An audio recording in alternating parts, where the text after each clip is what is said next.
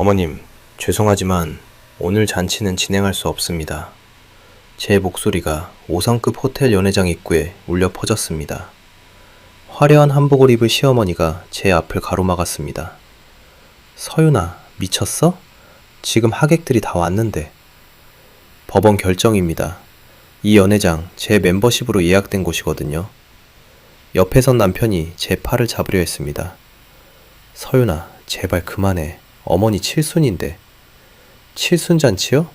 아니면 당신 재혼 발표장이요. 순간 남편의 얼굴이 하얗게 질렸습니다. 그 옆에 서 있던 20대의 젊은 여자가 황급히 뒤로 물러섰습니다. 뭐라고?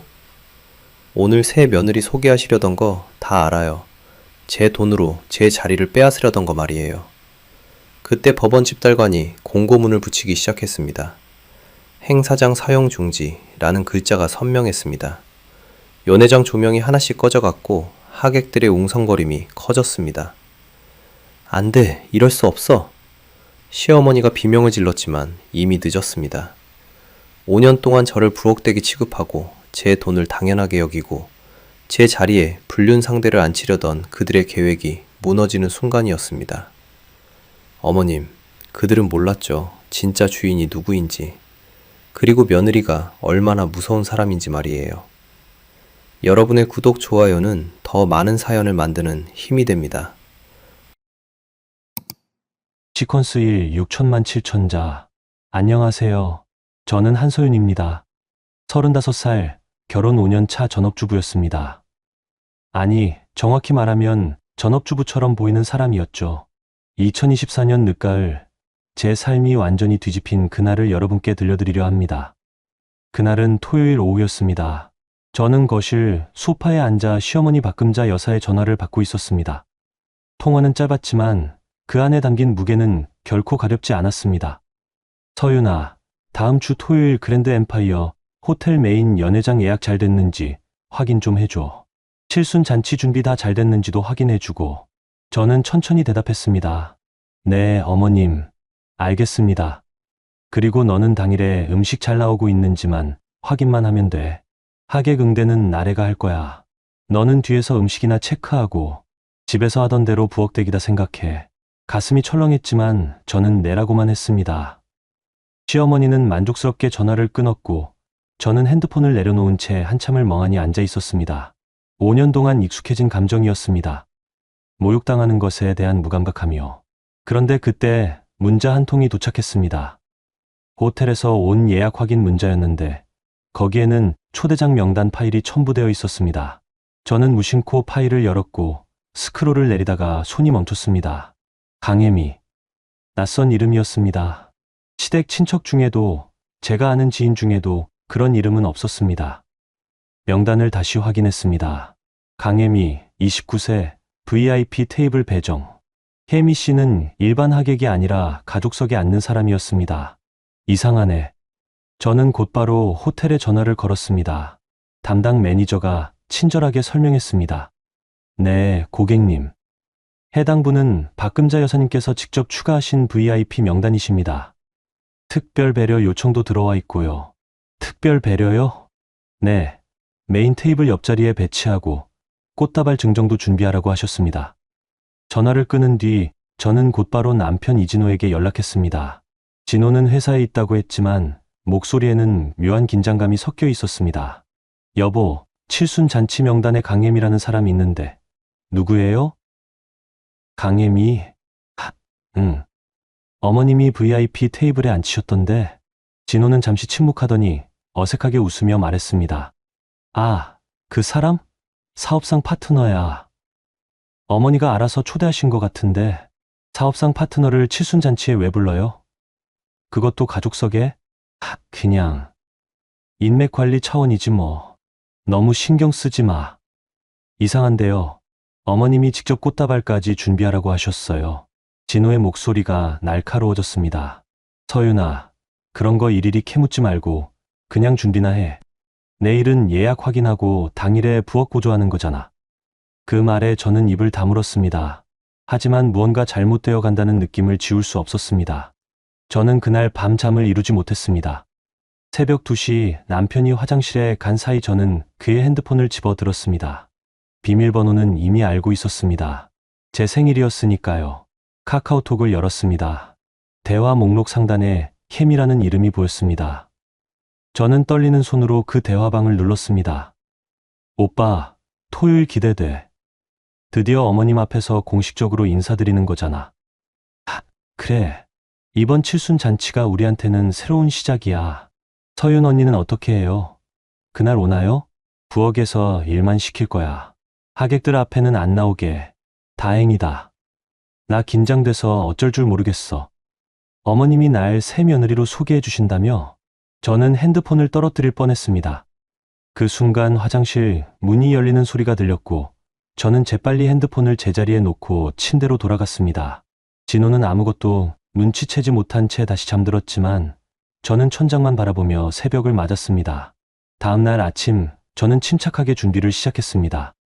먼저 제가 신뢰하는 김 실장에게 전화를 걸었습니다. 김 실장은 제 아버지 시절부터 우리 가족을 돕던 분이었고 지금은 제 자산 관리를 맡고 있었습니다. 실장님, 급한 일이 있어요. 사무실로 갈게요. 무슨 일이십니까, 사모님? 자세한 건 만나서 말씀드릴게요. 그리고 변호사님도 연락 부탁드려요. 호텔 VIP 멤버십, 백화점 프리미엄 카드, 골프장 우선 예약권. 시댁 사람들은 이 모든 게 이씨 집안의 힘이라고 생각했습니다. 하지만 진실은 달랐습니다. 이 모든 건 제 명의였고 제 자산으로 유지되는 것들이었습니다. 제 부모님은 중소기업을 운영하셨습니다.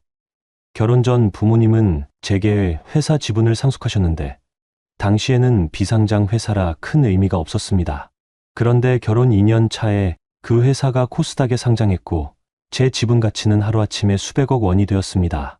저는 그 사실을 시댁에 알리지 않았습니다. 왜냐하면 이미 그때 시댁 사람들의 본색을 보고 있었거든요. 대신 저는 조용히 VIP 멤버십을 구입하고 매달 시어머니께 200만 원씩 용돈을 드렸습니다. 시댁에서는 그게 진호의 월급에서 나온다고 생각했습니다. 저는 돈 많은 집 며느리가 아니라 알뜰한 전업주부로 살기로 했던 겁니다. 만약 제 자산을 알렸다면 그들이 어떻게 나왔을지 뻔했으니까요. 하지만 이제는 달랐습니다. 남편은 불륜을 저질렀고 시어머니는 제 멤버십을 이용해 재혼잔치를 열려고 했습니다. 저를 부엌으로 몰아넣고 제 자리에 다른 여자를 앉히려는 그들의 계획을 저는 더 이상 참을 수 없었습니다.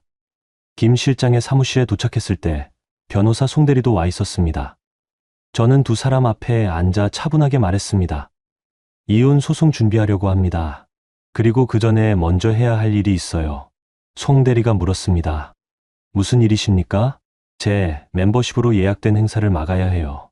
법적으로 가능한가요? 자세히 설명해 주시겠습니까? 저는 시댁의 계획과 남편의 불륜, 그리고 칠순 잔치의 진짜 목적을 설명했습니다.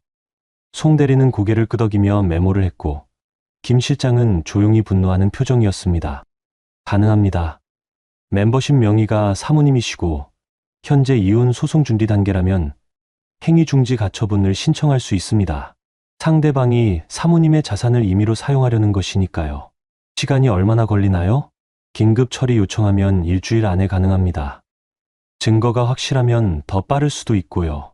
저는 핸드폰을 꺼내 진호와 혜미의 대화 내용을 보여줬습니다.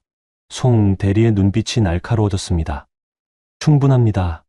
바로 시작하겠습니다. 그날부터 저는 철저하게 준비했습니다. 남편의 불륜 증거를 수집하고 강혜미라는 여자의 신원을 조사했습니다. 김 실장이 알아본 결과 혜미는 S그룹 막내딸이라고 자처하며 다니는 사기꾼이었습니다. 이전에도 비슷한 수법으로 여러 남자들을 속인 전과가 있었습니다. 모든 퍼즐이 맞춰지기 시작했습니다. 시어머니는 진짜 재벌가 딸이 며느리가 된다고 믿었고 진호는 그 거짓말에 올라탄 것이었습니다. 그들은 제 멤버십으로 화려한 무대를 만들고 거기서 새 출발을 선언하려 했던 겁니다. 좋아요. 저는 조용히 웃었습니다. 차가운 웃음이었습니다. 그럼 저도 선물을 준비해야겠네요. 그들이 평생 잊지 못할 선물을요. 시퀀스 이 6천만 7천자. 칠순 잔치 일주일 전 저는 시댁에 불려갔습니다. 시어머니가 잔치 준비 회의를 한다며 온 가족을 모았던 겁니다. 저는 현관문을 열고 들어서면서 이미 거실에 모여 있는 사람들을 봤습니다. 시어머니 박금자, 시누이 이나래, 그리고 남편 진호. 그 옆에는 처음 보는 젊은 여자가 앉아 있었습니다. 긴 생머리에 명품 백을 든 화려한 차림의 여자. 강혜미였습니다. 왔어. 앉아. 시어머니의 말투는 언제나처럼 차가웠습니다. 저는 조용히 구석 자리에 앉았습니다. 혜미가 저를 힐끗 보더니 금방 시선을 돌렸습니다. 마치 하인을 보듯 무시하는 눈빛이었습니다. 오늘은 칠순잔치 최종 점검하려고 모였어. 하객 명단 확정하고 당일 역할 분담도 해야 하거든. 시어머니는 테이블 위에 서류를 펼쳤습니다. 하객 명단이었는데 제가 본 것보다 훨씬 늘어나 있었습니다. 어머님, 하객이 150명이나 되네요? 제가 묻자 시어머니가 으쓱하며 대답했습니다. 그래. 이번 칠수는 좀 특별하거든. 사업 관계자들도 많이 초대했어. 아, 그리고 혜미 씨 가족분들도 오시고 혜미가 공손하게 인사했습니다. 어머님, 저희 아버지도 이번에 꼭 인사드리고 싶다고 하셨어요. 어머님 같은 분을 만나게 되어 영광이라고. 호호, 혜미 씨 아버님이 S그룹 이사님이시잖아. 우리 진호가 복이 많은 거지. 저는 가만히 듣고 있었습니다. S그룹 이사? 김 실장이 조사한 바로는 혜미의 아버지는 지방 소도시에서 치킨집을 운영하는 분이었습니다. 혜미는 완벽하게 거짓 신분을 만들어낸 것이었습니다. 신우이 나래가 거들었습니다. 엄마, 이번에 진짜 대박 나는 거 아냐? S그룹이랑 인연 맺으면 우리 오빠 승진도 문제 없을 거고. 그러니까 말이야. 그래서 이번 잔치가 중요한 거야. 제대로 준비해야 해. 시어머니가 저를 쳐다봤습니다. 서윤아, 너는 당일에 부엌 담당이야. 음식 나가는 거 체크하고 접시 정리하고. 알았지? 네. 그리고 하객 응대는 나래랑 혜미 씨가 할 거야. 너는 앞에 안 나와도 돼. 나래가 끼어들었습니다. 맞아. 언니는 그냥 뒤에서 일만 하면 돼. 어차피 이혼할 거면서 왜 나서려고 해? 저는 입술을 깨물었습니다. 하지만 아무 말도 하지 않았습니다. 이미 제 계획은 진행 중이었고 이 사람들이 무슨 말을 하든 상관없었습니다. 그때 시어머니가 다시 입을 열었습니다. 아 참, 그리고 서윤아, 당일에 답례품 준비 좀 해줘. 하객들한테 나눠줄 거 어떤 걸로 준비할까요? 홍삼 세트나 한우 세트 좋겠는데. 내가 알아서 주문해. 돈은 우리가 낼 테니까. 저는 속으로 비웃었습니다. 우리가 낼 테니까라는 말이 얼마나 우스운지 그들은 몰랐습니다. 지난 5년간 시댁에 들어간 돈이 얼마인지, 매달 들인 용돈이 어디서 나온 건지 그들은 전혀 모르고 있었습니다. 그리고 하나 더. 나래가 핸드백을 꺼내 들며 말했습니다. 언니, 이거 좀 사와. 명품관 갔다가 마음에 드는 거 봤는데 카드 한도 초과됐더라고. 그녀가 보여준 건 백화점 명품 가방 사진이었습니다. 가격표를 보니 450만 원이었습니다. 나래야, 그건 좀. 뭐가 좀? 우리 집안 체면 생각해서라도 나한테 명품 하나쯤은 사줘야지. 칠순 잔치에 가는데 초라하게 갈 수는 없잖아. 하지만 450만 원은 너무 비싸요. 나래가 인상을 찌푸렸습니다. 언니, 지금 돈이 아까워? 어차피 우리 오빠 돈으로 사는 건데? 저는 대답하지 않았습니다. 진호가 나서서 말했습니다. 서윤아, 그냥 사줘. 동생 하나 챙겨주는 게 뭐가 어려워. 알겠어요. 저는 고개를 끄덕였습니다. 어차피 며칠 후면 이들은 모든 걸 잃을 것이었습니다. 450만 원짜리 가방 하나쯤은 마지막 선물이라고 생각하기로 했습니다. 회의는 1시간 넘게 이어졌습니다. 시어머니는 하객 좌석 배치를 설명하면서 혜미를 메인 테이블 옆에 앉힌다고 재차 강조했습니다. 혜미 씨는 특별한 손님이니까 대접을 잘해야 해. 꽃다발도 준비하고 사진도 많이 찍고. 어머님, 감사합니다. 제가 이렇게 좋은 자리에 앉게 되어 영광이에요. 혜미의 목소리는 꿀처럼 달았습니다. 하지만 저는 그 뒤에 숨은 독을 알고 있었습니다. 회의가 끝나고 사람들이 하나둘 자리를 뜨려 할 때 시어머니가 저를 불렀습니다. 서윤아, 잠깐 남아봐. 다른 사람들이 나가고 거실에는 시어머니와 저만 남았습니다. 시어머니는 차를 한 모금 마시더니 차갑게 말했습니다. 너 이혼 서류에 도장 찍었어? 아직이요. 빨리 찍어. 이번 달 안으로. 생각할 시간이 필요해요. 뭘 생각해? 어차피 너랑 진호는 끝났잖아. 그냥 깨끗하게 정리하고 나가. 시어머니의 말투에는 조금의 미안함도 없었습니다. 5년 동안 며느리로 살았던 제게 그녀는 마치 쓸모없는 물건을 버리듯 대했습니다. 그리고 내가 쓰던 멤버십이랑 카드들 다 정리해서 내놔. 이혼하면 어차피 못 쓰는 거 아니야? 그건 제 명의예요. 명의가 내 거면 뭐해? 결혼하면서 우리 집안 식구가 된 거잖아. 당연히 가족들이 같이 쓰는 거지. 저는 그 순간 웃음이 나왔습니다. 정말로 진심으로 웃음이 나왔습니다. 이 사람들은 끝까지 자기들이 우위에 있다고 생각하고 있었습니다. 어머님, 이혼 서류는 제가 알아서 처리할게요. 빨리 해. 진호도 기다리고 있어. 시어머니는 그렇게 말하고는 방으로 들어갔습니다. 저는 혼자 거실에 앉아 창밖을 바라봤습니다. 하늘은 맑았지만 제 마음은 차갑게 가라앉고 있었습니다. 집으로 돌아오는 길에 저는 김 실장에게 전화를 걸었습니다. 실장님, 가처분 신청 진행 어떻게 됐어요? 내일 법원에 제출합니다. 증거 자료도 모두 첨부했고요. 혜미 신원 조회는요?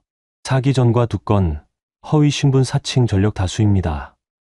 이전 피해자들 진술서도 확보했습니다. 좋아요. 그럼 그것도 같이 준비해 주세요. 알겠습니다, 사모님. 전화를 끊고 저는 한숨을 내쉬었습니다. 이제 며칠만 기다리면 됐습니다. 시댁 사람들이 만든 화려한 무대가 제 손으로 무너지는 모습을 보게 될 날이 다가오고 있었습니다. 그날 밤 남편 진호가 늦게 집에 돌아왔습니다. 술 냄새가 진동했습니다. 그는 비틀거리며 침실로 들어와 소파에 털썩 앉았습니다. 서윤아. 응. 이혼 서류 언제 처리할 거야? 생각 중이야. 뭘 생각해? 우리 이미 끝났잖아. 진호의 목소리에는 짜증이 섞여 있었습니다. 너 없으면 내가 더 잘 살 수 있어. 혜미는 S그룹 딸이야. 나한테 기회가 온 거라고. 그래? 그래. 넌 그냥 평범한 주부였잖아. 근데 혜미는 달라. 집안도 좋고 인맥도 좋고. 저는 아무 대답도 하지 않았습니다. 진호는 계속 떠들었습니다. 혜미가 얼마나 대단한 사람인지, 자기가 얼마나 좋은 기회를 잡았는지. 저는 그의 말을 들으며 그가 얼마나 큰 착각 속에 살고 있는지 확인할 수 있었습니다. 토요일 잔치 끝나면 공식적으로 발표할 거야. 혜미랑 나 새로 시작한다고. 칠순 잔치에서? 응. 어머니도 동의하셨어. 그게 가장 좋은 타이밍이래. 진호는 그렇게 말하고는 침대에 쓰러져 잠들었습니다. 저는 그의 얼굴을 내려다봤습니다. 한때는 사랑했던 사람, 하지만 지금은 낯선 사람이었습니다. 아니, 어쩌면 처음부터 낯선 사람이었을지도 모릅니다. 저는 조용히 일어나 서재로 갔습니다. 책상 위에는 가처분 신청서 사본이 놓여 있었습니다. 법원 직인이 찍힐 그 서류가 머지않아 이 모든 거짓을 무너뜨릴 것이었습니다. 조금만 더 기다려. 저는 혼잣말로 중얼거렸습니다. 복수는 차갑게 정확하게 진행되고 있었습니다. 시퀀스 3 6천만 7천자. 칠순 잔치 일주일 전 저는 그랜드 엠파이어 호텔에 갔습니다. 예약 최종 확인과 답례품 전달을 위해서였죠. 호텔 로비에 들어서자 익숙한 샹들리에와 대리석 바닥이 저를 반겼습니다. 저는 이 호텔의 다이아몬드 VIP 회원이었습니다. 연회비만 3천만 원이 넘는 최상위 등급이었죠. VIP 라운지로 향하는 복도에서 저는 멀리서 익숙한 목소리를 들었습니다. 저희 어머니 칠순 잔치인데요. 최고급으로 준비해 주셔야 해요. 시어머니 목소리였습니다. 저는 걸음을 멈추고 기둥 뒤에 섰습니다. 시어머니는 VIP 데스크 앞에서 직원과 이야기하고 있었고 옆에는 신우인 아래가 서 있었습니다. 네, 박금자 고객님. 모든 준비는 완벽하게 진행 중입니다. 직원의 말에 저는 눈살을 찌푸렸습니다. 박금자 고객님, 멤버십은 제 명의인데 왜 시어머니 이름으로 응대하는 걸까요? 꽃장식은 얼마나 화려하게 해주실 건가요? 메인 테이블에 대형 꽃바구니를 배치하고 입구부터 복도까지 꽃길을 만들어 드릴 예정입니다. 좋아요. 그리고 음식도 최고급으로 부탁드려요. 하객 중에 중요한 분들이 많거든요. 물론입니다. 특선 코스 요리로 준비해 드리겠습니다. 시어머니는 만족스럽게 고개를 끄덕였습니다. 그때 나래가 덧붙였습니다. 저희 가족 VIP 혜택으로 준비하는 거죠. 할인도 적용되고? 네, 당연히 다이아몬드 등급 혜택 모두 적용됩니다. 저는 더 이상 참을 수 없었습니다. 기둥 뒤에서 나와 데스크 쪽으로 걸어갔습니다. 실례합니다. 시어머니와 나래가 깜짝 놀라 저를 돌아봤습니다. 서윤아, 여긴 왜? 예약 확인하러 왔어요. 제 명이니까요. 직원이 당황한 표정으로 저를 봤습니다. 아, 한서윤 고객님이시군요. 네. 이번 예약 제 멤버십으로 되어 있죠? 네, 맞습니다. 시어머니가 끼어들었습니다. 서윤아, 그게 무슨 소리야? 가족이면 다 같이 쓰는 거지. 멤버십은 본인만 사용할 수 있어요, 어머님. 약관에 명시되어 있습니다. 직원이 난처한 표정으로 말했습니다. 사실 규정상으로는 맞는 말씀이십니다. 다만 가족 동반과 가족명의 사용은 다릅니다. 제 목소리는 차갑게 식어 있었습니다. 시어머니의 얼굴이 붉어졌습니다. 넌 지금 뭐 하는 거야? 시어머니 칠순잔치에 트집 잡으려고? 트집이 아니라 사실을 말씀드리는 거예요. 나래가 비웃듯 말했습니다. 언니, 진짜 너무하네. 어차피 우리 오빠 돈으로 유지하는 멤버십 아니야? 제 돈입니다. 이 멤버십, 제 자산으로 유지하는 겁니다. 진호, 오빠 월급이랑은 상관없어요. 시어머니와 나래가 얼어붙었습니다. 하지만 금방 시어머니가 코웃음을 쳤습니다. 에이, 그럴 리가. 내가 무슨 돈이 있어? 확인해 보시면 알 수 있어요. 저는 직원에게 말했습니다. 멤버십 결제 내역 조회 가능한가요? 네, 가능합니다. 본인 확인 후에 신분증 여기 있습니다. 저는 신분증을 내밀었고 직원은 컴퓨터를 확인했습니다. 잠시 후 직원이 조심스럽게 말했습니다. 한서윤 고객님 명의로 결제되고 있습니다. 지난 5년간 연회비와 각종 부대 비용 모두요. 시어머니의 얼굴이 창백해졌습니다. 나래는 믿을 수 없다는 표정으로 저를 봤습니다. 그럼 그동안 우리가 쓴 VIP 혜택은 전부 제 명의로 사용하신 겁니다. 침묵이 흘렀습니다. 시어머니가 겨우 입을 열었습니다. 그래도 가족인데 뭘 그렇게. 어머님, 저한테 이혼 서류에 도장 찍으라고 하셨죠? 그건 이혼하면 가족 아니잖아요. 그럼 이 멤버십도 못 쓰시는 거예요. 시어머니의 입술이 파르르 떨렸습니다. 나래가 다급하게 말했습니다. 엄마, 이거 큰일인데 토요일 잔치는 어떻게 해? 진정해. 아직 이혼 안 했잖아. 시어머니는 애써 침착함을 유지하려 했지만 목소리는 떨리고 있었습니다. 서윤아, 우리 집에 가서 얘기하자. 여기서 이러는 거 아니야. 전 갈 일 없어요. 필요한 얘기는 여기서 다 됐습니다. 저는 직원에게 고개를 끄덕이고 라운지로 향했습니다. 뒤에서 시어머니와 나래가 웅성거리는 소리가 들렸지만 저는 돌아보지 않았습니다. VIP 라운지에 앉아 커피를 마시는데 핸드폰이 울렸습니다. 남편 진호였습니다. 여보, 지금 어디야? 호텔이야. 호텔. 거기서 뭐해? 어머니한테 이상한 말 한 거 사실이야? 이상한 말이 아니라 사실 말한 거야. 넌 미쳤어. 칠순잔치 앞두고 이럴 거야? 진호의 목소리는 화로 가득 차 있었습니다. 나한테 왜 화를 내? 내 돈으로 내 멤버십 쓰는 게 잘못이야? 지금 그게 중요해. 가족 망신시키려고 작정했어? 망신. 내가? 저는 웃음이 나왔습니다. 당신이 불륜 저지르고 어머님이 칠순잔치를 재혼 발표장으로 만들려는 건 망신이 아니야? 진호가 말문이 막혔습니다. 잠시 침묵이 흐른 뒤 그가 낮게 말했습니다. 서윤아, 내가 뭘 할 수 있는지 알아? 넌 그냥 평범한 주부야. 우리 없으면 아무것도 아니라고. 그래? 그래. 그러니까 얌전히 있어. 토요일 잔치 때 부엌만 보고 이혼 서류에 도장 찍으면 위자료 좀 챙겨줄게. 얼마? 5천만 원 정도? 저는 핸드폰을 귀에서 떼고 화면을 봤습니다. 5천만 원. 제가 가진 자산의 1000분의 1도 안 되는 금액이었습니다. 이 사람은 정말 끝까지 저를 모르고 있었습니다. 생각해 볼게. 빨리 생각해. 시간 없어. 진호는 전화를 끊었습니다. 저는 핸드폰을 내려놓고 창밖을 바라봤습니다. 서울의 야경이 아름답게 펼쳐져 있었습니다. 이 도시 어딘가에서 진호와 혜미는 제 몰락을 꿈꾸고 있을 것입니다. 하지만 그들은 몰랐습니다. 진짜 몰락은 그들에게 다가오고 있다는 것을요. 라운지를 나서는데 김 실장에게서 문자가 왔습니다. 가처분 신청 접수 완료. 긴급 심리 요청했습니다. 저는 조용히 미소 지었습니다. 이제 시작이었습니다. 그날 저녁 집에 돌아왔을 때 진호는 거실에서 술을 마시고 있었습니다. 테이블 위에는 소주병이 여러 개 놓여 있었습니다. 왔어. 응.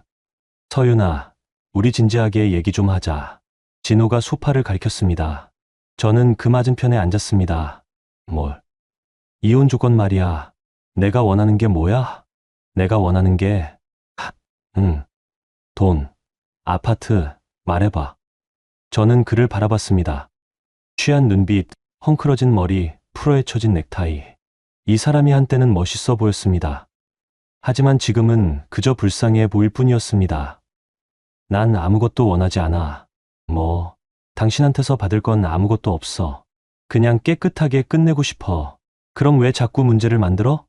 내가 문제를 만든 게 아니야. 당신이 만든 거지. 진호가 소주잔을 단숨에 비웠습니다. 알았어. 그럼 토요일까지만 참아. 잔치 끝나면 바로 이혼 서류 처리하자. 그래. 저는 조용히 대답하고 방으로 들어갔습니다. 침대에 누워 천장을 바라보는데 핸드폰이 다시 울렸습니다. 송 변호사였습니다. 사모님, 좋은 소식입니다. 법원에서 긴급 심리 날짜 잡혔습니다. 모레 오전 10시입니다.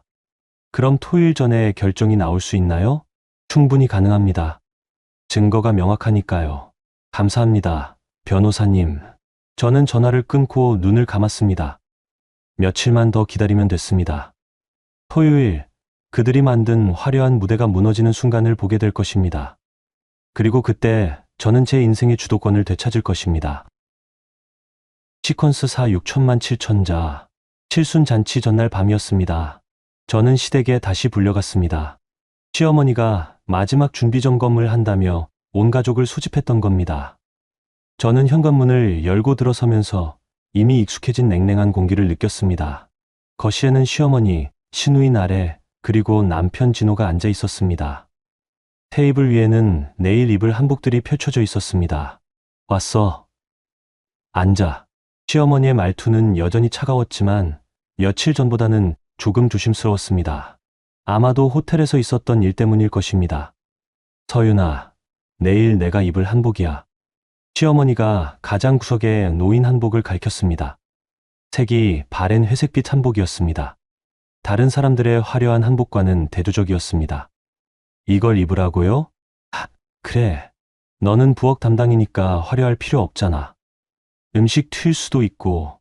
나래가 비웃듯 말했습니다. 언니, 그냥 편한 옷 입어. 어차피 하객들 앞에 안 나갈 거잖아. 저는 한복을 집어들었습니다. 천이 낡아서 윤기가 없었고 구석에는 얼룩까지 있었습니다. 이 한복은 시어머니가 10년 전에 입던 옷이었습니다. 네, 알겠습니다. 저는 담담하게 대답했습니다. 시어머니가 의외라는 표정으로 저를 봤습니다. 아마도 제가 항의할 거라 생각했던 모양입니다. 그리고 내일 일정 확인할게. 아침 9시에 호텔 도착해서 주방 점검하고 10시부터 음식 준비 감독하고 하객들 오는 12시부터는 부엌에서 대기. 알았지? 네. 잔치 시작하면 절대 밖에 나오지 마. 하객들한테 얼굴 비치면 안 돼. 왜요? 시어머니가 인상을 찌푸렸습니다. 왜긴 뭐가 왜야? 이혼할 사람이 칠순잔치에 나서는 게 말이 돼? 진호가 거들었습니다. 서윤아, 어머니 말씀대로 해. 너도 불편하잖아. 저는 그들을 차례로 바라봤습니다. 시어머니의 오만한 표정, 나래의 비웃음, 진호의 무관심. 이 사람들은 끝까지 저를 투명인간 취급하고 있었습니다. 알겠습니다. 부엌에만 있을게요. 그래, 그게 낫지. 시어머니가 만족스럽게 고개를 끄덕였습니다. 그때 나래가 핸드백을 꺼내 들며 말했습니다. 참, 언니. 내가 지난번에 부탁한 가방 사왔어? 아직이요. 뭐? 아직? 나래의 목소리가 높아졌습니다. 언니, 내일 잔치인데 아직도 안 샀어? 나 그거 입고 가려고 했는데 450만 원짜리 가방을 하루 만에 사오라고요? 그럼 뭐 어때? 언니 카드로 그냥 긁으면 되잖아. 저는 가방을 여러 카드를 꺼냈습니다. 백화점 VIP 카드였습니다. 나래가 그동안 제 명의로 써왔던 카드였죠. 이 카드 말하는 거죠? 응. 저는 카드를 테이블 위에 올려놓았습니다. 이제 못 써요. 한두 정지시켰어요. 어제부터요. 나래의 얼굴이 붉어졌습니다. 언니, 미쳤어. 왜 그런 짓을 해? 제 카드니까요. 제 마음대로 할 수 있죠. 시어머니가 끼어들었습니다.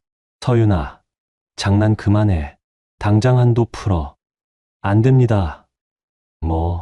이 카드 제 자산으로 유지되는 겁니다. 이혼하면 어차피 못 쓸 거잖아요. 시어머니의 얼굴이 굳었습니다. 나래는 비명을 질렀습니다. 언니, 내가 그동안 이 카드로 얼마나 많이 샀는데. 알아요. 지난 1년간 2억 3천만 원 쓰셨죠. 그게 전부 제 돈입니다. 그리고 이제는 한 푼도 안 드릴 거예요. 침묵이 흘렀습니다. 시어머니가 떨리는 목소리로 말했습니다. 서윤아, 너 지금 뭐 하는 거야? 사실대로 말씀드리는 거예요. 그동안 제 돈으로 시댁 생활비를 댔어요. 매달 200만 원씩 드린 용돈도 VIP 멤버십 혜택도 다 제 자산이었어요. 거짓말하지 마. 호텔에 가서 확인해 보세요. 아니면 은행 거래 내역 보여드릴까요? 저는 핸드폰을 꺼내 화면을 보여줬습니다. 지난 5년간의 거래 내역이 빼곡하게 나열되어 있었습니다. 매달 200만 원씩 시어머니 계좌로 입금된 기록, VIP 멤버십 연회비, 백화점 카드 결제 내역. 시어머니의 얼굴이 창백해졌습니다. 그럼 진호 월급은 오빠가 다 쓰셨어요. 제가 받은 건 한 푼도 없어요. 진호가 벌떡 일어섰습니다. 서윤아, 이게 무슨 짓이야? 사실을 말하는 거예요. 넌 미쳤어. 내일 칠순잔치인데 이럴 거야? 칠순잔치 맞아요. 그런데 그게 재혼 발표장이 될 줄은 몰랐네요. 진호의 얼굴이 굳었습니다. 시어머니가 당황하며 말했습니다. 무슨 소리야? 어머님, 내일 강혜미 씨 새며느리로 소개하실 거죠? 진호 오빠랑 재혼 발표하시려고요. 시어머니가 말문이 막혔습니다. 나래가 황급히 말했습니다. 언니, 그건 오해야. 우리가 증거 다 있어요. 진호 오빠 핸드폰 대화 내용, 혜미 씨 신원 조회 결과. 전부요. 침묵이 흘렀습니다. 무거운, 질식할 것 같은 침묵이었습니다. 진호가 다가와 제 팔을 잡았습니다. 서윤아, 진정해. 우리 차분하게 얘기하자. 손 떼요. 서윤아, 손 떼라고요. 저는 팔을 뿌리쳤습니다. 진호가 비틀거리며 뒤로 물러섰습니다. 내일 칠순잔치 제대로 진행될지 두고 보세요. 제 멤버십으로 예약된 거니까요. 저는 그렇게 말하고 집을 나섰습니다. 뒤에서 시어머니와 나래가 고함을 지르는 소리가 들렸지만 저는 돌아보지 않았습니다. 차에 올라 시동을 걸었습니다. 핸드폰이 울렸습니다. 송 변호사였습니다. 사모님, 긴급 소식입니다. 무슨 일이세요? 법원에서 가처분 결정이 났습니다. 인용됐습니다. 저는 핸들을 꽉 잡았습니다. 정말요? 네. 내일 오전 9시부터 멤버십 효력 정지 및 시설 이용 금지 가처분이 집행됩니다. 집달관이 직접 호텔로 갈 예정입니다. 감사합니다, 변호사님. 그리고 강혜미 씨 관련 자료도 준비했습니다. 사기 전과 허위 신분 사칭 내역, 피해자 진술서까지 전부요. 내일 사용할 수 있나요? 물론입니다. 제가 직접 가지고 가겠습니다.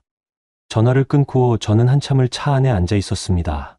내일이면 모든 게 끝날 것입니다. 시댁 사람들이 만든 거짓 무대가, 진호와 혜미의 계획이 전부 무너질 것입니다. 집으로 돌아와 서재로 들어갔습니다. 책상 위에는 가처분 결정문 사본이 놓여 있었습니다. 법원 직인이 선명하게 찍혀 있었습니다. 행위 중지 가처분 인용. 피신청인들은 신청인 명의의 호텔 VIP 멤버십을 이용한 일체의 행사 진행을 중지할 것. 저는 서류를 천천히 읽었습니다. 한 줄 한 줄이 제 복수를 확정하는 문장들이었습니다. 그날 밤 저는 잠들지 못했습니다. 창밖으로 새벽이 밝아오는 걸 보면서 저는 준비를 시작했습니다. 샤워를 하고 옷을 입고 화장을 했습니다. 시어머니가 준 낡은 한복이 아니라 제가 직접 준비한 우아한 정장을 입었습니다. 거울을 보며 저는 조용히 말했습니다. 오늘이 마지막이야. 더 이상 당하고 살지 않을 거야. 오전 8시 김 실장에게서 전화가 왔습니다. 사모님, 준비 완료됐습니다. 집달관과 호텔 보안팀이 대기 중입니다. 좋아요. 제가 곧 도착할게요. 사모님, 오늘 꼭 이기셔야 합니다. 이길 거예요. 반드시요.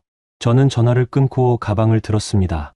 가방 안에는 가처분 결정문, 불륜 증거 자료, 케미 신원 조회 결과가 들어 있었습니다. 제 무기들이었습니다. 현관문을 나서면서 저는 뒤돌아보지 않았습니다. 이 집에서의 5년이 오늘로 끝날 것이기 때문입니다. 차에 올라 호텔을 향해 출발했습니다. 서울의 아침 풍경이 창밖으로 스쳐 지나갔습니다. 평범한 토요일 아침이었지만 저에게는 특별한 날이었습니다. 이제 시작이야. 저는 혼잣말로 중얼거렸습니다. 복수의 막이 오르는 순간이 다가오고 있었습니다. 여러분, 여기까지 들으시니 어떠세요? 서윤 씨가 5년 동안 참아왔던 모욕과 배신, 그 모든 게 이제 폭발하려 하고 있습니다. 시댁 사람들은 아직도 자신들이 우위에 있다고 생각하고 있지만 진실은 정반대죠. 내일 칠순 잔치장에서 과연 무슨 일이 벌어질까요? 화려한 무대가 준비되어 있지만 그 무대 자체가 무너질 예정입니다. 서윤 씨의 반격이 본격적으로 시작됩니다. 그럼 여러분, 다음 이야기도 계속 들어봐 주세요. 시퀀스 5 6천만 7천자. 칠순 잔치 당일 토요일 아침 9시였습니다. 저는 그랜드 엠파이어 호텔 주차장에 차를 세웠습니다. 멀리서 김 실장이 다가오는 게 보였고 그 옆에는 정장 차림의 두 남자가 서 있었습니다. 사모님, 소개하겠습니다. 서울중앙지법 박 집달관님과 최 변호사님이십니다. 저는 정중하게 인사했습니다. 한서윤입니다. 수고하시겠습니다. 박 집달관이 서류 가방을 들어 보이며 말했습니다. 가처분 결정문과 집행 관련 서류 모두 준비했습니다. 오전 11시부터 본격 집행 예정입니다. 하객들이 도착하기 전인가요? 네. 하객 입장 전에 연회장 봉쇄 조치를 완료할 예정입니다. 최 변호사가 덧붙였습니다. 호텔 법무팀과 조율 완료했습니다. 호텔 측도 법원 결정에 따르기로 했고요. 저는 고개를 끄덕였습니다. 모든 게 계획대로 진행되고 있었습니다. 혹시 강혜미 관련 자료는요? 여기 있습니다. 최 변호사가 태블릿을 꺼내 화면을 보여줬습니다. 혜미의 사진과 함께 사기 전과 허위 신분 사칭 내역, 피해자 진술서가 정리되어 있었습니다. 이 자료는 언제 공개할까요? 연회장 봉쇄 직후가 좋겠습니다. 혼란스러운 상황에서 진실을 드러내는 게 효과적이니까요. 알겠습니다. 우리는 호텔 직원 전용 입구로 들어갔습니다. 복도를 걸어가는 동안 저는 심장이 빠르게 뛰는 걸 느꼈습니다. 긴장이 아니었습니다. 기대였습니다. 메인 연회장 앞에 도착했습니다. 이미 호텔 직원들이 분주하게 준비하고 있었습니다. 꽃 장식이 화려하게 펼쳐져 있었고 메인 테이블에는 금빌 리본이 달린 의자들이 배치되어 있었습니다. 한 직원이 다가와 인사했습니다. 한서윤 고객님 오셨습니까? 준비는 거의 끝났습니다. 수고하셨어요. 그런데 잠시 후에 상황이 좀 변경될 예정이에요. 네. 무슨 말씀이신지. 그때 김 실장이 나서서 설명했습니다. 법원 가처분 집행이 있을 예정입니다. 호텔 법무팀에 이미 통보했으니 확인해 보시죠. 직원이 당황하며 무전기로 연락을 취했습니다. 잠시 후 호텔 매니저가 급하게 달려왔습니다. 한 고객님, 법무팀에서 연락 받았습니다. 이게 정말입니까? 네. 제 멤버십을 무단으로 사용하려는 것에 대한 행위 중지 가처분입니다. 하지만 오늘 잔치가 그래서 더 빨리 진행해야 합니다. 하객들이 오기 전에요. 매니저의 얼굴이 굳었습니다. 하지만 그는 곧 고개를 끄덕였습니다. 알겠습니다. 법원 결정이라면 저희도 따를 수밖에 없습니다. 박 집달관이 시계를 확인했습니다. 10시 30분입니다. 30분 후 집행 시작하겠습니다. 저는 VIP 라운지로 이동했습니다. 창을 통해 연회장 입구가 보였습니다. 멀리서 차 한 대가 도착하는 게 보였습니다. 시어머니의 차였습니다. 차에서 시어머니, 나래, 그리고 진호가 내렸습니다. 시어머니는 화려한 한복을 입고 있었고 나래는 명품 가방을 들고 있었습니다. 아마도 다른 곳에서 산 것 같았습니다. 그들은 웃으며 호텔 로비로 들어갔습니다. 아직 아무것도 모르는 표정이었습니다.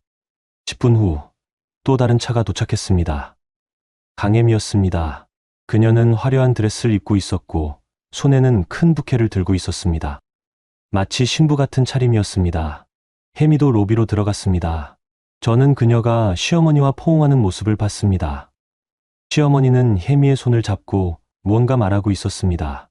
아마도 오늘이 내 날이라는 식의 말이겠죠. 저는 조용히 미소 지었습니다. 잠깐만 더 기다려요. 조금만요. 11시 정각 제 핸드폰이 울렸습니다. 김 실장이었습니다. 사모님, 집행 시작합니다. 알겠습니다. 저는 일어나 창가로 다가갔습니다. 연회장 입구에 박집달관과 호텔 보안팀이 나타났습니다. 그들은 입구에 공고문을 붙이기 시작했습니다. 법원 결정에 따라 본 예약은 무효이며 행사장 사용이 중단됩니다. 공고문이 붙자 연회장 안에서 소동이 일어났습니다. 준비하던 직원들이 당황하며 밖으로 나왔고 곧 시어머니 일행도 급하게 나타났습니다. 뭐야, 이게 무슨 소리야? 시어머니의 목소리가 복도까지 들렸습니다. 박 집달관이 차분하게 말했습니다. 서울중앙지방법원 가처분 결정입니다. 한서윤 씨 명의의 멤버십을 이용한 행사 진행을 중지하라는 명령입니다. 한서윤, 그게 무슨 귀댁 며느리분이십니다. 현재 이혼 소송 준비 중이시고 멤버십 무단 사용에 대한 행위 중지를 신청하셨습니다. 시어머니의 얼굴이 하얗게 질렸습니다. 진호가 앞으로 나섰습니다. 잠깐만요. 오늘 칠순잔치인데 이럴 수 있어요? 하객들이 다 오는데 죄송합니다. 법원 결정이라 저희도 어쩔 수 없습니다. 법원 결정이 뭐가 중요해? 지금 당장 저 공고문 떼요.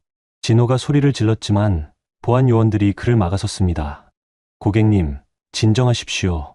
법원 집행을 방해하시면 처벌받으실 수 있습니다. 나래가 울먹이며 말했습니다. 엄마 어떡해? 하객들 1시간 후면 오는데.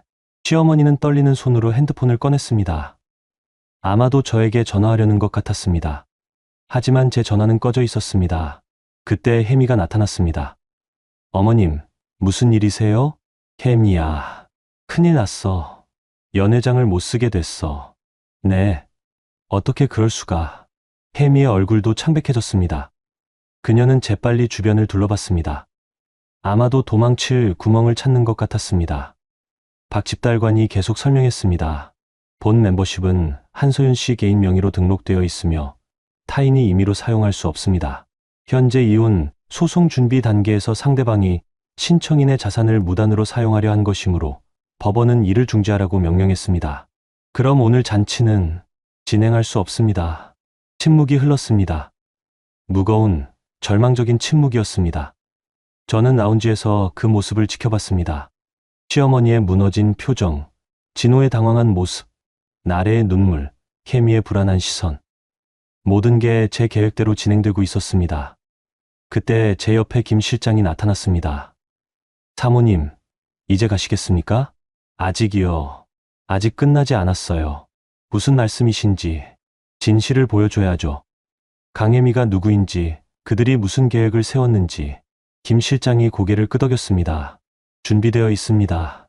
저는 라운지를 나섰습니다. 복도를 걸어 연회장 입구로 향했습니다. 시어머니 일행이 여전히 집달관과 다투고 있었습니다. 제가 나타나자 모두의 시선이 저에게 쏠렸습니다. 서윤아, 시어머니가 제 이름을 불렀습니다. 분노와 당황이 섞인 목소리였습니다.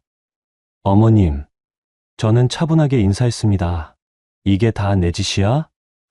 네, 제 멤버십이니까요. 넌 미쳤어. 칠순잔치를 망치다니. 칠순잔치가 아니라 재혼 발표장 아니었나요? 시어머니의 입이 다물어졌습니다. 진호가 제 앞으로 다가왔습니다. 서윤아, 제발 그만해. 우리 얘기 좀 하자. 이제 더 이상 얘기할 것 없어요. 저는 이혼할 거예요. 그리고 제 자산도 지킬 거고요. 내 자산, 그게 다 우리 집안 덕분 아니야? 아니에요. 제 부모님이 물려주신 거예요. 당신들은 한 푼도 기여하지 않았어요. 나래가 비명을 질렀습니다. 언니가 그렇게 돈이 많았어. 우리한테 왜 숨긴 거야? 숨긴 게 아니라 말할 필요가 없었던 거예요. 이미 당신들이 어떤 사람들인지 알고 있었으니까요. 혜미가 조용히 뒤로 물러서려 했습니다. 하지만 저는 그녀를 놓칠 생각이 없었습니다. 강혜미 씨. 혜미가 굳은 표정으로 저를 봤습니다. 네. S그룹 막내딸이라고 하셨죠? 네. 거짓말이에요. 혜미의 얼굴이 창백해졌습니다. 뭐라고요? 당신은 사기꾼이에요. 이전에도 비슷한 수법으로 여러 남자들을 속였죠. 그건 거짓말이에요. 증거 있어요. 저는 김 실장에게 눈짓했습니다. 김 실장이 태블릿을 꺼내 들었습니다. 이게 뭐예요? 시어머니가 태블릿을 보더니 얼굴이 굳었습니다. 거기에는 혜미의 사기 전과와 허위 신분 사칭 내역이 상세하게 정리되어 있었습니다. 이건 강혜미, 본명 강미선, 사기 전과 2건, 허위 신분 사칭 다수. S그룹과는 아무 관계 없는 사람입니다. 침묵이 흘렀습니다. 시어머니가 혜미를 돌아봤습니다. 혜미야, 이게 사실이야? 혜미는 대답하지 못했습니다. 그녀의 침묵이 모든 것을 증명했습니다. 진호가 비틀거리며 벽에 기댔습니다. 이럴 수가. 저는 그들을 차례로 바라봤습니다. 이제 아시겠어요? 당신들이 얼마나 큰 착각 속에 살았는지. 시어머니가 주저앉았습니다. 5년 동안 며느리를 무시하고 멤버십을 당연하게 여기고 재혼 잔치까지 계획했던 그 오만함이 한순간에 무너지는 순간이었습니다. 저는 돌아서서 걸어가기 시작했습니다. 뒤에서 진호가 제 이름을 불렀지만 저는 돌아보지 않았습니다. 이제 끝이에요. 당신들과는요. 저는 조용히 말하고 호텔을 떠났습니다. 시퀀스 6천만 7천자.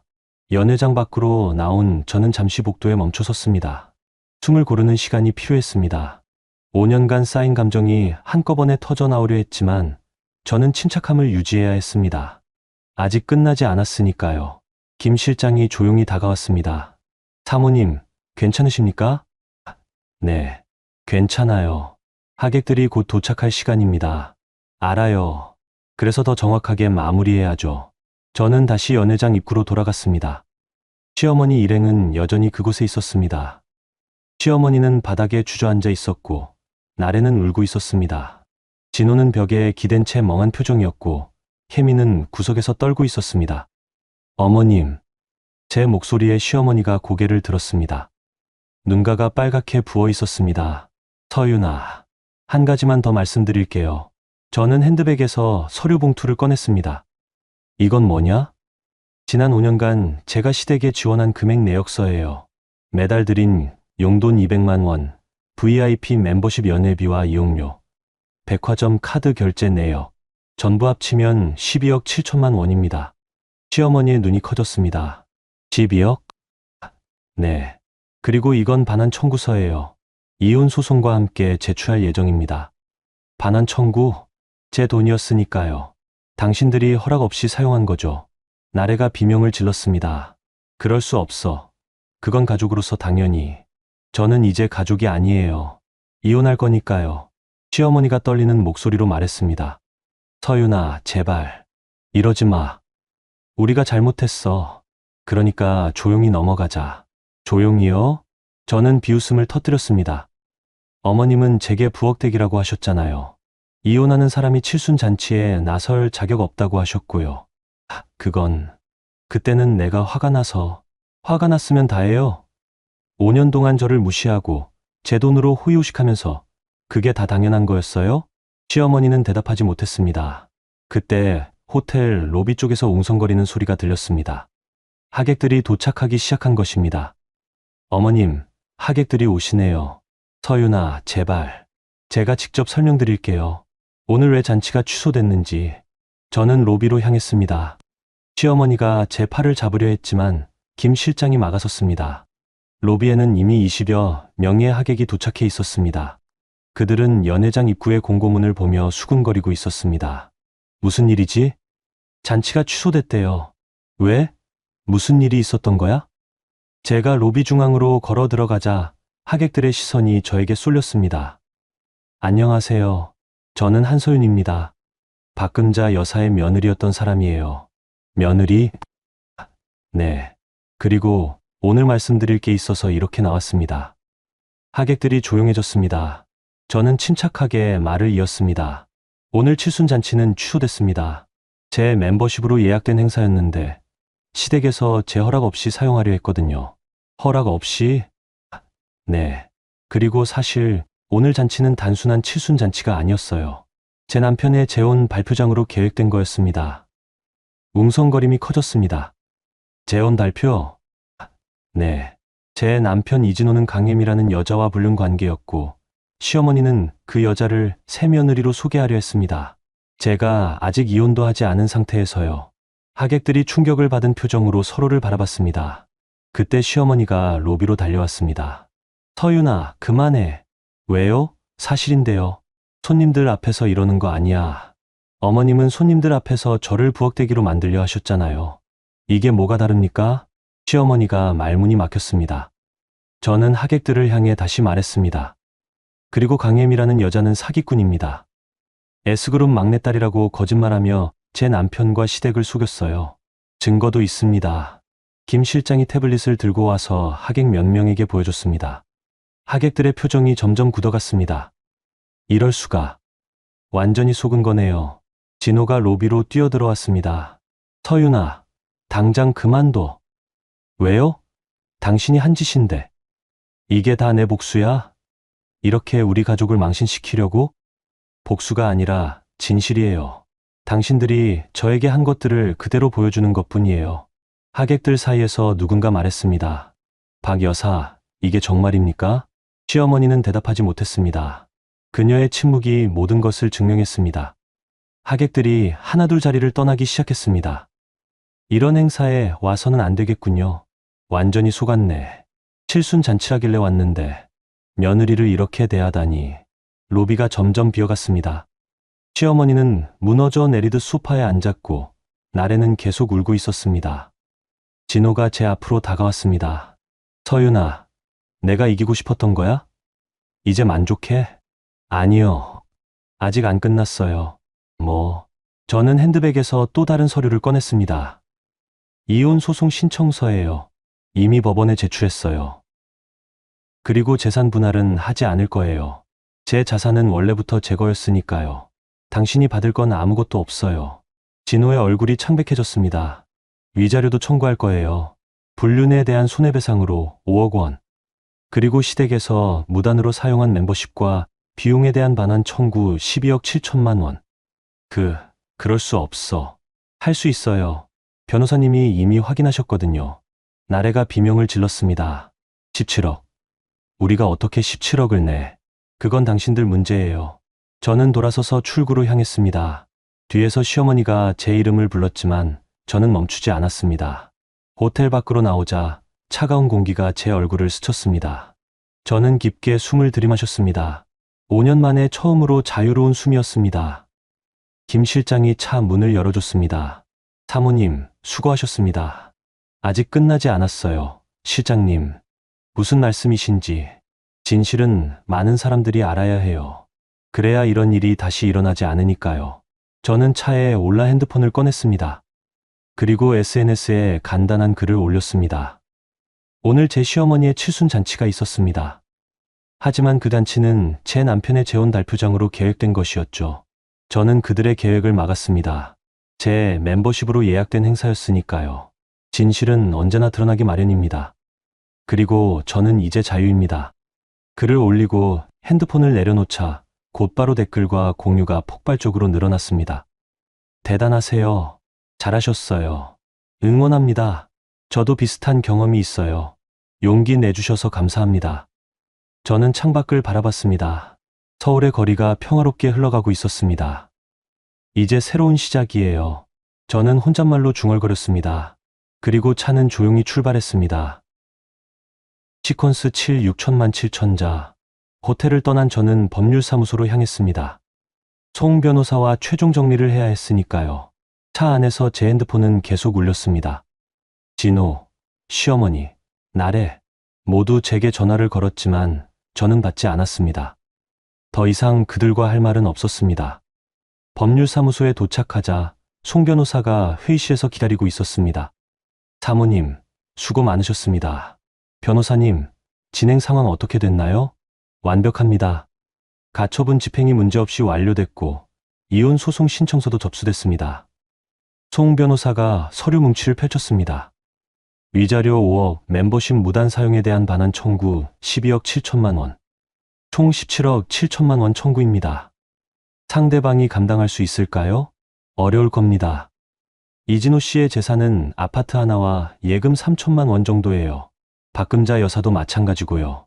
그럼 재산 압류와 경매 절차로 갈 가능성이 높습니다. 아파트 팔고 예금 압류하고 그래도 부족하면 급여 압류까지 갈 수 있습니다. 저는 잠시 침묵했습니다. 가혹한 처벌이었지만 그들이 저에게 한 것을 생각하면 정당한 대가였습니다. 그리고 강혜미 씨 관련해서는 형사 고소 진행하겠습니다. 사기죄로요. 증거가 충분합니까? 넘칩니다. 이전 피해자들 진술서, 허위 신분 사칭 증거, 진호 씨와의 금전거래 내역까지 실현 가능성이 높습니다. 저는 고개를 끄덕였습니다. 그럼 진행해 주세요. 알겠습니다. 그리고 사모님, 네. 오늘 SNS에 올리신 글, 반응이 폭발적입니다. 조회수가 이미 100만을 넘었고요. 그래요? 네. 언론사에서도 연락이 오고 있습니다. 인터뷰 요청이 많고요. 거절해 주세요. 저는 조용히 정리하고 싶어요. 알겠습니다. 회의를 마치고 사무실을 나서는데 김 실장이 차 앞에서 기다리고 있었습니다. 사모님, 시댁에서 다시 연락이 왔습니다. 내용이 뭔가요? 만나서 얘기하고 싶다고 합니다. 사과하겠다고요. 거절하세요. 더 이상 만날 이유가 없어요. 알겠습니다. 차에 올라 집으로 향했습니다. 아니, 이제는 집이라고 부를 수 없는 곳이었습니다. 진호와 함께 살던 아파트는 이미 제게 아무 의미 없는 공간이었으니까요. 아파트에 도착해 짐을 싸기 시작했습니다. 옷, 책, 개인 물품들. 많지 않았습니다. 5년을 살았지만 정작 제 것이라고 할 만한 게 별로 없었던 겁니다. 짐을 싸는 동안 저는 이 집에서의 시간들을 떠올렸습니다. 결혼 첫날의 설렘, 시댁 식구들과의 첫 만남, 그리고 서서히 깨져가던 환상들. 모든 게 주마등처럼 스쳐 지나갔습니다. 현관문이 열리는 소리가 들렸습니다. 진호였습니다. 서윤아. 그의 목소리는 지쳐 있었습니다. 저는 짐 싸는 것을 멈추고 그를 바라봤습니다. 뭐하러 왔어요? 우리. 얘기 좀 하자. 더 이상 할 얘기 없어요. 서윤아, 제발. 나도 잘못했어. 미안해. 진호가 제 손을 잡으려 했지만 저는 손을 뿌리쳤습니다. 미안하다고 끝나요? 당신이 한 일이 그렇게 가벼워요? 나도 알아. 내가 잘못했어. 그런데 뭐요? 7억은 너무 과해. 우리가 어떻게 그 돈을 내? 저는 웃음이 나왔습니다. 과해요? 제가 5년 동안 시댁에 쓴 돈이 12억이 넘어요. 그리고 불륜 위자료 5억은 법적으로 정당한 금액이에요. 하지만 우리 어머니까지 파산하실 거야. 그건 어머님이 선택한 거예요. 저를 무시하고 제 돈을 당연하게 여기고 재혼 잔치까지 계획한 건 어머님이잖아요. 진호가 주저앉았습니다. 서윤아, 제발. 조금만 봐줘. 우리 어머니 연세도 있으시고 연세가 있으면 며느리를 모욕해도 돼요? 불륜을 도와도 돼요? 그건 아니지만 당신들은 한 번도 저를 가족으로 대하지 않았어요. 저는 그냥 돈줄이었을 뿐이죠. 이제 그 대가를 치르는 거예요. 저는 짐을 다 쌌습니다. 캐리어 2개와 가방 하나. 5년의 흔적이 그게 전부였습니다. 저 갈게요. 열쇠는 테이블에 놔둘게요. 서윤아. 진호가 제 팔을 잡았습니다. 하지만 저는 차갑게 그를 바라봤습니다. 손 떼요.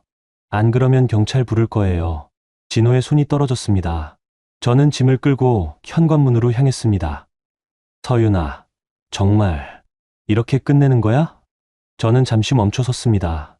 뒤돌아보지 않고 말했습니다. 당신이 끝낸 거예요. 불륜을 저지르고 저를 배신한 순간. 그리고 저는 문을 열고 나갔습니다. 복도를 걷는 동안 뒤에서 진호가 우는 소리가 들렸습니다. 하지만 저는 돌아보지 않았습니다. 엘리베이터를 타고 내려가면서 저는 거울에 비친 제 얼굴을 봤습니다. 창백했지만 눈빛은 확고했습니다. 저는 올바른 선택을 한 것입니다. 지하 주차장에서 김 실장이 기다리고 있었습니다. 사모님, 어디로 가시겠습니까? 호텔로 가요. 당분간 거기서 지낼 거예요. 알겠습니다. 차가 출발했습니다. 아파트가 점점 멀어졌습니다. 저는 창밖을 바라보며 생각했습니다. 이제 정말 끝났구나. 그날 밤 호텔 스위트룸에서 저는 뉴스를 봤습니다. 놀랍게도 오늘 일인 뉴스에 나왔습니다. 한 여성이 시댁의 부당한 대우와 남편의 불륜에 맞서 법적 조치를 취해 화제가 되고 있습니다. SNS에 올라온 글이 100만 조회수를 넘겼고 많은 사람들이 응원을 보내고 있습니다. 화면에는 오늘 호텔 연회장 입구의 공고문 사진이 나왔습니다. 그리고 제가 올린 SNS 글도 소개됐습니다.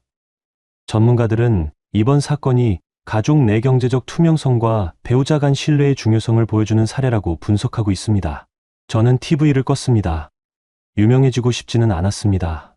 다만 제 이야기가 누군가에게 용기가 되었으면 했습니다. 저처럼 부당한 대우를 받는 사람들에게요. 핸드폰이 울렸습니다. 모르는 번호였습니다. 여보세요? 한서윤 씨입니까? 저는 KBS 시사 프로그램 PD인데요. 죄송하지만 인터뷰는 사양하겠습니다. 아, 그렇지만 제 이야기는 이미 충분히 알려졌어요. 더 이상 공개할 건 없습니다. 전화를 끊고 저는 침대에 누웠습니다. 천장을 바라보며 저는 오늘 하루를 되돌아봤습니다. 칠순잔치 취소, 가처분 집행, 진실 폭로, 이혼 소송 신청. 모든 게 제 계획대로 진행됐습니다. 하지만 마음 한구석이 비어 있는 것 같았습니다. 이게 복수의 끝일까? 아니면 시작일까? 저는 눈을 감았습니다. 내일부터는 진짜 제 인생이 시작될 것입니다. 더 이상 누구의 며느리도 누구의 아내도 아닌 한서윤으로 살아가는 삶이요. 시퀀스 8 6천만 7천자. 일주일이 지났습니다. 그 사이 많은 일들이 있었습니다. 이혼 소송이 본격적으로 시작됐고 강혜미는 사기죄로 구속됐습니다. 시댁에서는 매일같이 연락이 왔지만 저는 모두 무시했습니다. 그리고 오늘 저는 특별한 장소에 왔습니다. 다시 그랜드 엠파이어 호텔이었습니다. 하지만 이번에는 다른 목적이었죠. 호텔 로비에는 지난주 칠순잔치에 왔던 하객들이 다시 모여 있었습니다. 저는 그들을 초대했습니다. 진실을 제대로 알리기 위해서였습니다. 여러분, 오늘 와주셔서 감사합니다. 제 인사에 하객들이 고개를 끄덕였습니다. 지난주에 있었던 일, 많이 놀라셨죠? 네, 정말 충격이었어요. 저도 마찬가지였습니다. 하지만 진실을 알리는 게 중요하다고 생각했어요. 그래서 여러분을 다시 초대했습니다. 저는 준비한 자료들을 나눠줬습니다. 지난 5년간의 거래, 내역 진호의 불륜 증거, 혜미의 사기 전과 모든 것이 명확하게 정리되어 있었습니다. 이게 제가 겪은 일들입니다. 그리고 여러분께 부탁이 있어요. 무슨 부탁이신가요? 이 이야기를 많은 사람들에게 알려주세요. 제가 특별한 사람이라서가 아니라 이런 일이 다시는 일어나지 않게 하기 위해서예요. 한 할머니가 제 손을 잡았습니다. 서윤 씨, 정말 용기 있는 분이에요. 저도 젊었을 때 비슷한 일을 겪었는데 참고만 살았거든요. 당신처럼 맞서지 못했어요. 할머니, 당신은 잘하셨어요. 자신을 지킨 거예요. 다른 하객들도 하나둘 말을 보탰습니다. 우리가 소문내드릴게요. 박 여사가 얼마나 잘못했는지. 그리고 진호 씨도요. 불륜을 저지르고도 뻔뻔하게 칠순잔치에서 발표하려 했다니. 강혜미 그 여자는 감옥에서 반성해야 해요. 저는 고개를 숙여 인사했습니다. 감사합니다, 여러분. 하객들이 하나씩 떠나면서 그들은 각자 제 이야기를 퍼뜨릴 것입니다. SNS에, 지인들에게, 가족들에게, 그리고 그 이야기는 점점 더 많은 사람들에게 전해질 것입니다. 마지막 하객이 떠나고 저는 혼자 로비에 앉아 있었습니다. 창밖으로 서울의 야경이 펼쳐져 있었습니다. 아름답고 평화로운 풍경이었습니다. 김 실장이 다가왔습니다. 사모님, 송 변호사님께서 연락 오셨습니다. 무슨 내용인가요? 이진호 씨 측에서 합의를 제안했습니다. 합의요? 네. 17억 7천만 원을 5년에 걸쳐 분할 상환하겠다고 합니다. 그리고 즉시 이혼에 합의하고요. 저는 잠시 생각했습니다. 5년 분할 상환. 그들에게는 가혹한 조건이겠지만 현실적으로 최선의 방법이었습니다. 받아들이세요. 대신 조건이 있어요. 무슨 조건이신지요? 앞으로 저에게 절대 연락하지 말 것. 그리고 제 이름을 함부로 언급하지 말 것. 알겠습니다. 전달하겠습니다. 김 실장이 전화를 하러 자리를 떴습니다. 저는 다시 창밖을 바라봤습니다. 이제 정말 끝이구나. 복수는 끝났습니다. 하지만 제 인생은 이제 시작이었습니다. 더 이상 누구의 며느리도 누구의 아내도 아닌 한서윤으로 살아갈 시간이었습니다. 며칠 후 저는 출국 준비를 했습니다. 잠시 떠나서 생각을 정리하고 싶었습니다. 유럽 여행을 계획했습니다. 파리, 런던, 로마. 가보고 싶었던 곳들이었습니다. 공항으로 가는 차 안에서 저는 마지막으로 SNS를 확인했습니다.